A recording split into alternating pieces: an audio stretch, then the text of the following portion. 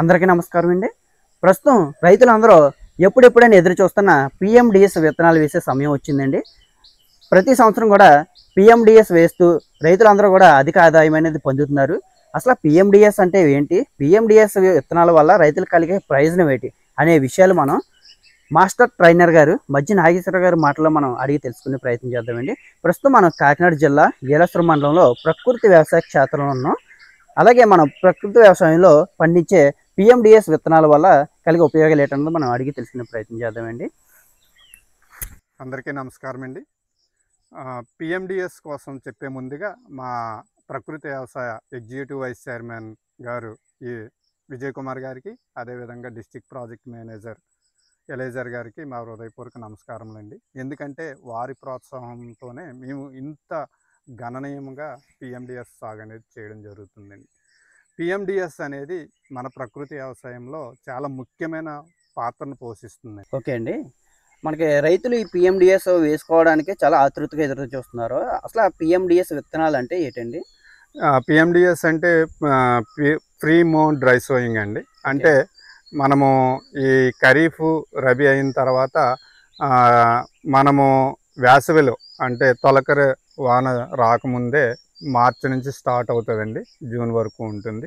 ఈ మధ్యకాలంలో నేలను ఖాళీగా ఉంచకుండా ఈ ఇంచుమించుగా 31 రకం నుంచి 45 రకాల వరకు చిరుధాన్యాలు, నూనె గింజలు, తీగజాతి, పప్పు జాతి, ఈ విధంగా అన్ని రకాల విత్తనాలు కలిపి మనము నేలలో జల్లుతామండి.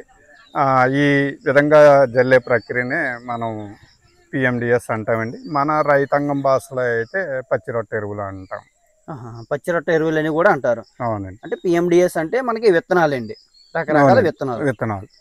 ఓకే అండి, ఈ పిఎండిఎస్ విత్తనాలు అనేది మనం ఎప్పుడు మనం వేసుకోవాలండి?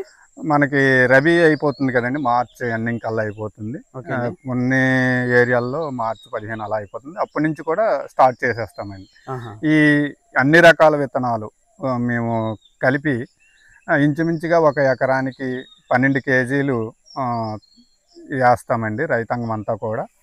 ఈ విధంగా వేసుకోవడం వల్ల మనకి అధిక లాభాలు ఉన్నాయండి. ఓకే అండి, రైతులకు ఏ విధంగా ఇది ఉపయోగపడతాయి? రైతులకు ముఖ్యంగా ఈ ఎండాకాలంలో పశుగ్రాసంగా ఉపయోగపడుతుందండి ఈ పిఎండిఎస్ ద్వారా వచ్చింది పంట అంతా కూడా. అదేవిధంగా నేల అనేది గుల్లబారి వానపాముల శాతం పెరుగుతుంది. అంతేకాకుండా ఈ పంటల వలన ఏమవుతుందంటే నేలలో 30 నుంచి 40 మెట్రిక్ టన్నుల బయోమాస్ అంటే జీవ పదార్థం అనేది ఏర్పడుతుంది. ఎప్పుడైతే ఈ బయోమాస్ ఉందో ఈ బయోమాస్ వల్ల పంటలకు కావాల్సిన పోషకాలన్నీ కూడా అందుతాయండి. ఈ పోషకాలు అందుతాయి కాబట్టి పంట ఆరోగ్యకరంగా ఉంటుందండి. అదేవిధంగా పర్యావరణ సమతుల్యత కూడా ఏర్పడుతుందండి. ఈ 3 నెలల కాల వ్యవధిలో ఈ తీగజాతి, ఆకుకూరలు, తోటకూర ఇవన్నీ కూడా వేస్తాం కాబట్టి అందులో దోసకాయలు, పుచ్చకాయలు ఈ విధంగా రకరకాల మనము తీసుకుంటాము.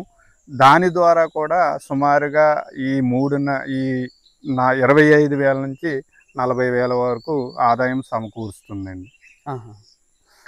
అంతేకాకుండా ఈ పిఎండిఎస్ సాగు విధానం వల్ల ఏమవుతుందంటే మనకి ఏదైతే ప్రధాన పంట వేయదలుచుకున్నామో ఆ ప్రధాన పంట యొక్క దిగుబడి పెరుగుతుంది.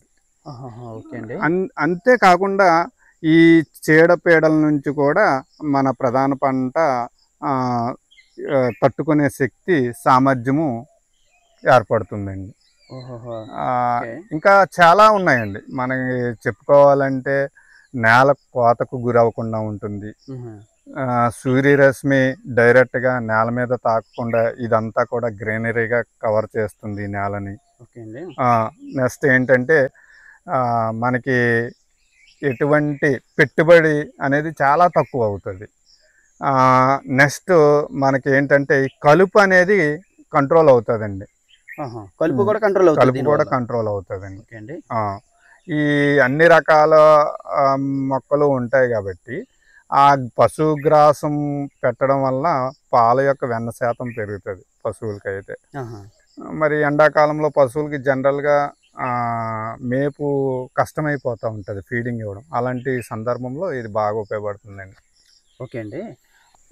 ఏప్రిల్, మే, జూన్ వరకు ఉంటుంది. జూన్ ఫస్ట్ వీక్ సుమారు ఇంకా 3 నెలలండి. సుమారు 3 నెలలండి. మేము చాలా పెద్ద ఎత్తున మా మండలంలో చేస్తూ ఉంటామండి. సుమారుగా మాకు ఇక్కడ వచ్చి 4000 ఎకరాల విస్తీర్ణం ఉందండి. ఈ 4000 ఎకరాల్లో కూడా ఈసారి ఇంచుమించుగా 3000 ఎకరాలని ఈ PMDS సాగు విధానంలో తీసుకునేటానికి మేము ప్రయత్నాలు చేస్తున్నామండి. దానికంటూ ఒక ప్రణాళిక కూడా మేము వేసుకోవడం జరిగిందండి. ఓకే అండి. ఇవి ప్రతి ప్రకృతి వ్యవసాయ సిబ్బందిని PMDS విత్తనాల కోసం రైతులు అడగడం జరుగుతుందండి. అడుగుతున్నారండి. ముందుగానే అడుగుతున్నారండి. అడ్వాన్స్ కూడా ఇవ్వడానికి ముందుకున్నారండి. ఎందుకంటే ఈ PMDS వేయటం వలన వాళ్ళు గతంలో అంటే PMDS వేయకముందు వాళ్ళు వ్యవసాయ సాగు విధానంలో విపరీతంగా రసాయన ఎరువులు వాడడం అనేది జరిగేదండి. ఈ PMDS ఎప్పుడైతే వేసారో ఆ ఖర్చు అనేది తగ్గడం జరిగింది. పక్కనున్న రైతులు కూడా ఎవరైతే వేసారో అది చూసి వాళ్ళు కూడా ఒక మంచి అవేర్నెస్గా వచ్చి ముందుకు రావడం అనేది జరుగుతుంది. ఓకే అండి. అంటే చాలా మంది రైతులు ఎన్నో రకాల మందులు సంథింగ్ కెమికల్స్ కొని ఎక్కువ రేట్ కొని అధికంగా నష్టపోతున్నారండి. అవునండి. కానీ మనం ఈ PMDS వేసుకోవడం వల్ల అలాంటి మందులు అనేవి కొనడం తగ్గించుకొని మనం ఆదాయం అనేది పెంచుకోవడానికి ఇది ఒక మంచి మార్గం అండి. ఎక్కడైతే ఈ PMDS వేసి ఉన్నామో ఆ పొలాల్లో నీటి సామర్థ్యం బాగా పెరుగుతుందండి. అంటే మనకి తెలియకుండానే నేలలో ఒక రిజర్వాయర్ అనేది ఏర్పడుతుందండి.